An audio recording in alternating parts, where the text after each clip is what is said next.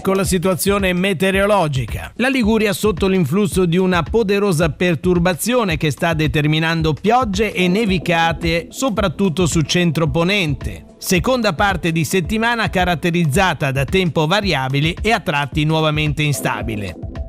Nel pomeriggio persiste la possibilità di nevicate di moderata intensità fino alle valle dell'Erro e d'Orba, episodi di pioggia mista neve bagnata sulle restanti vallate dell'entroterra poste a ovest dalla Valle Scrivia, quota neve sopra i 1500 metri a levante. Nuova intensificazione delle precipitazioni in serata con quota neve in leggero aumento fino a quote di alta collina o montagna, possibili nevicate residue a bassa quota sui versanti padani al confine con il Piemonte.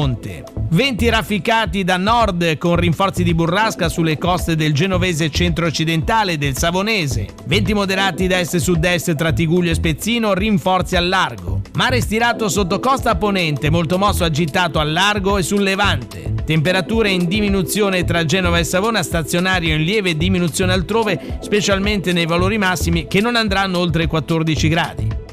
Per domani, mercoledì 17 dicembre, la Limite prevede ancora cieli molto nuvolosi o coperti con piogge deboli o al più moderate in mattinata sulle parti interne del ponente e sulle coste del Levante. Graduale esaurimento dei fenomeni nel pomeriggio con ampie schiarite a partire dal settore occidentale. Venti rafficati da nord in mattinata sulle vallate esposte dei versanti marittimi genovesi e savonesi, venti deboli variabili a levante con mare stirato sotto costa, molto mosso agitato al largo e temperature in generale aumento sia nei valori minimi che in quelli massimi.